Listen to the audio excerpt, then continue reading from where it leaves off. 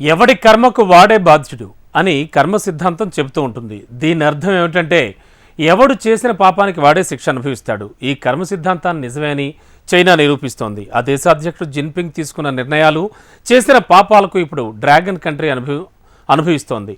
అవసరం లేకపోయినా మౌలిక వసతుల ప్రాజెక్టులను చేపట్టాలంటూ స్థానిక ప్రభుత్వాలను జిన్పింగ్ ప్రోత్సహించారు. ప్రతి రాష్ట్రంలో వందల ప్రాజెక్టులు మొదలయ్యాయి. అవి కాస్త ఎటూ కాకుండా మధ్యలోనే ఆగిపోయాయి. ఆ ప్రాజెక్టులు ఇప్పుడు చైనా స్థానిక ప్రభుత్వాలకు యమపాశాలుగా మారాయి. వాటి కోసం కోట్ల డాలర్ల రుణాలను వెచ్చించాయి. ఇప్పుడు ఆ రుణాల్ని ఎలా చెల్లించాలో తెలియక ఆందోళనకు గురవుతున్నాయి. ప్రాజెక్టులు కట్టమని అప్పుడు చెప్పిన జిన్పింగ్ ఇప్పుడు తనకేమీ సంబంధం లేనట్టుగా వ్యవహరిస్తూ ఉన్నారు. దీంతో దివాలా దిశగా రాష్ట్ర ప్రభుత్వాలు వెళుతున్నాయి. ప్రభుత్వాలను నడపడానికి కూడా చేతిలో చిల్లిగవ్వలేక విలవిల్లాడుతున్నాయి. ప్రపంచానికి రుణాలు ఇచ్చి చైనా చతికిలబడుతోందా? చైనా స్థానిక ప్రభుత్వాలు దివాలా తీస్తున్నాయా? జిన్పింగ్ పొరపాట్లకు డ్రాగన్ కంట్రీ బలవుతోందా? డ్రాగన్ కంట్రీ లక్ష్యం ప్రపంచానికి పెద్దన్నలా వ్యవహరించటమే. తాము చెప్పిందే వేదం, తాము చేసిందే శాసనం అన్నట్టుగా మార్చుకోవాలని భావించింది. అందుకు చైనా అధ్యక్షుడు జిన్పింగ్ అధికారంలోకి వచ్చిన తర్వాత కొత్త ప్లాన్ వేశాడు. 2013లో బెల్ట్ అండ్ రోడ్ ఇనిషియేటివ్ ప్రాజెక్టుని తీసుకొచ్చాడు. ప్రపంచ దేశాల్లో పాగా వేసేందుకు జిన్పింగ్ యత్నించాడు. ఇబ్బడి ముబ్బడిగా పలు దేశాలకు రుణాలను ఇచ్చాడు. నిజానికి ఆయా దేశాలు రుణాలను చెల్లించలేవని జిన్పింగ్కి తెలుసు. అయినా ఎందుకు రుణాలిచ్చాడు అంటే ఆయా దేశాలను తమ గుప్పిట్లో ఉంచుకోవటానికే. 2000 నుంచి 2021 మధ్యకాలంలో 1,34,000 కోట్ల రుణాలు, పెట్టుబడుల రూపంలో చైనా నుంచి నిధులను పలు దేశాలకు తరలించాడు. సుమారు 165 పేద అభివృద్ధి చెందుతున్న దేశాల్లో 2023 నాటికి 21,000 ప్రాజెక్టులను చైనా చేపట్టింది. ఇందులో 2016 నాటికే 13,600 కోట్ల డాలర్లను వెచ్చించింది. మరో 8,000 కోట్ల డాలర్లను లోన్లు, గ్రాంట్లుగా ఇచ్చింది. ఇక 2023 జూన్ నాటికే ఒక్క ఆఫ్రికా ఖండంలోని 15 దేశాలకే ఏకంగా 2,50,000 కోట్ల డాలర్లను చైనా కేటాయించినట్టు నివేదికలు చెప్తున్నాయి. 2020 వరకు ప్రపంచంలోనే అతిపెద్ద రుణ వసూలుదారుగా చైనా రికార్డు సృష్టించింది. అయితే 2020లో చైనాలోనే కరోనా మహమ్మారి పుట్టుకొచ్చింది. ఇది ప్రపంచవ్యాప్తంగా విస్తరించి పేద, అభివృద్ధి చెందుతున్న దేశాల ఆర్థిక వ్యవస్థను ధ్వంసం చేసింది. లాక్డౌన్ల కారణంగా ఆయా దేశాల్లో ఆర్థిక వ్యవస్థలు స్తంభించిపోయాయి. ఈ క్రమంలోనే శ్రీలంక, పాకిస్తాన్, లావోస్, జాంబియా వంటి పలు దేశాలు ఆర్థిక సంక్షోభంలో కూరుకుపోయాయి. అయితే చైనా నుంచి రుణాలను తీసుకున్న దేశాలు వాటిని తిరిగి చెల్లించలేకపోయాయి. ఇదే ఇప్పుడు డ్రాగన్ కంట్రీని ఆందోళనకు గురిచేసింది. ప్రపంచంలోనే రెండో అతిపెద్ద ఆర్థిక వ్యవస్థగా నిలిచిన చైనా ఇప్పుడు సంక్షోభాన్ని ఎదుర్కొంటోంది. కమ్యూనిస్టు దేశ అభివృద్ధి రేటు పడిపోయింది. పరిశ్రమల్లో ఉత్పత్తి నిలిచిపోయింది. దేశంలో నిరుద్యోగం పెరుగుతోంది. వీటికి తోడు ఇప్పుడు చైనాను నిధుల సమస్య వెంటాడుతోంది. ఉన్న నిధులన్నీ ఇప్పుడు దేశాలకు అప్పులు ఇచ్చిన బీజింగ్ ఇప్పుడు చేతిలో చిల్లిగవ్వలేక విలవిలలాడుతోంది. చైనాలోని పలు ప్రావిన్స్లు, స్థానిక ప్రభుత్వాలు నిధుల లేమితో అల్లాడుతున్నాయి.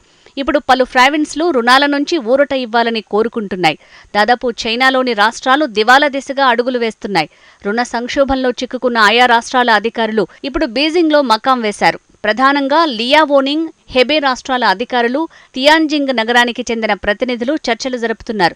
వారు వరుసగా 2 సంక్షోభ సమావేశాలను నిర్వహించారు. ప్రభుత్వ రంగ బ్యాంకులకు చెందిన ప్రముఖ బ్యాంకర్లు కూడా ఈ సమావేశాలకు హాజరయ్యారు. ఈ సమావేశాలలో బ్యాంకర్లకు స్థానిక ప్రభుత్వ అధికారులు పలు విన్నపాలు చేశారు. రుణ చెల్లింపుల విషయంలో పునరాలోచించాలని కోరుతున్నారు. అంటే రుణాల చెల్లింపులను వాయిదా వేయాలని, కొత్త అప్పులను ఇవ్వాలని వేడుకుంటున్నారు. సింపుల్గా చెప్పాలంటే ఆయా రాష్ట్రాల ప్రభుత్వాలు దివాలా తీయకుండా కాపాడుకునే ప్రయత్నాలను చేస్తున్నాయి. చైనాలోని స్థానిక ప్రభుత్వాలు అప్పుల కుప్పలను తలపిస్తున్నాయి.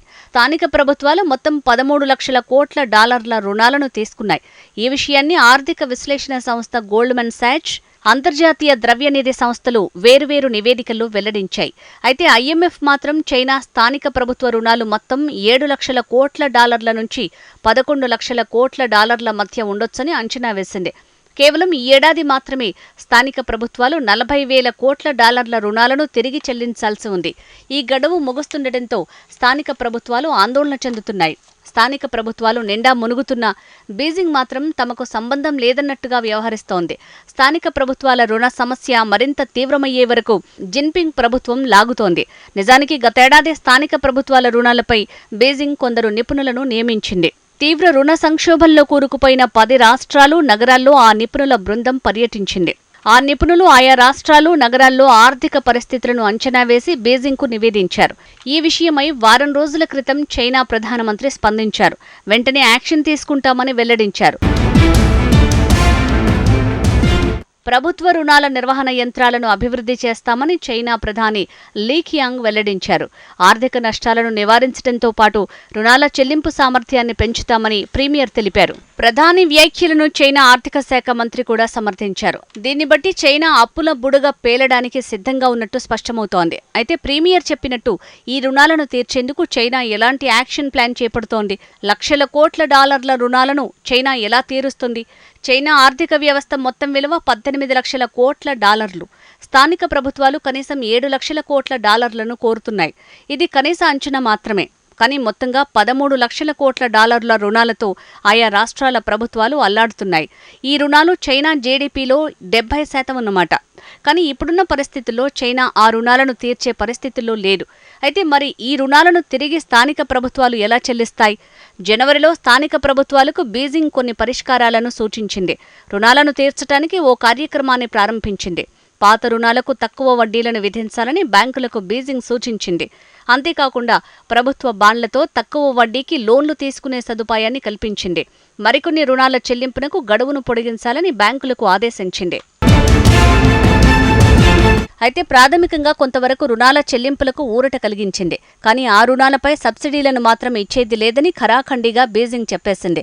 అయితే ఇలా చేయడంతో స్థానిక ప్రభుత్వాల సమస్యలు తీరుతాయా అంటే ఇప్పటికిప్పుడేమీ చెప్పలేం. కానీ బ్యాంకర్ల విషయంలో బీజింగ్ ప్రత్యక్ష జోక్యం చేసుకోవాలని స్థానిక ప్రభుత్వాలు కోరుతున్నాయి. అయితే ఇప్పటివరకు ఏ ప్రావిన్స్ ప్రభుత్వం దివాలా తీయలేదు. అయితే రుణాలను ఆలస్యంగా చెల్లించే విషయంలో బ్యాంకర్లతో బీజింగ్ నేరుగా జోక్యం చేసుకుంటే మాత్రం డ్రాగన్కు మరిన్ని ఇబ్బందులు తప్పవు. ఇది చైనా ఆర్థిక వ్యవస్థపై తీవ్రమైన ఒత్తిడిని పెంచుతాయి. ఉదాహరణకి యునాన్ని తీసుకుందాం. చైనాలోని ఇదొక రాష్ట్రం. 2022లో ఈ ప్రావిన్స్ రుణాలు 1,20,000 కోట్ల డాలర్లను చేరుకున్నాయి. ఈ అప్పు ఇతర సమస్యలకు దారితీసింది. 2022కు ముందు యువాన్ ప్రావిన్స్ ఏకంగా 1000 ప్రాజెక్టులకు నిధులను సమకూర్చింది. అందులో కొత్త హైవేలు, థీమ్ పార్కులను పెద్ద ఎత్తున నిర్మించేందుకు శ్రీకారం చుట్టింది. అయితే ఇప్పుడు ఆ ప్రాజెక్టులన్నీ నిలిచిపోయాయి. ఇలాంటి ఉదాహరణలు చైనాలో కోకొల్లలున్నాయి. ఇవే చైనా ఆర్థిక వ్యవస్థకు సమస్యగా మారాయి. ఆ దేశ ఆర్థిక వృద్ధి మౌలిక సదుపాయాల పెట్టుబడులతో ముడిపడి ఉంది. చైనా ఎదుగుదలకు ఇన్ఫ్రా ప్రాజెక్టులే కీలకంగా మారాయి. అయితే అందుకోసం చేసిన రుణాలు పత్వాలను తలపిస్తున్నాయి.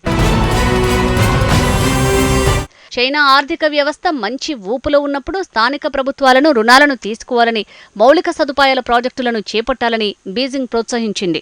ఆయా రాష్ట్రాలకు అవసరం లేకపోయినా బీజింగ్ ఒత్తిడి చేసింది.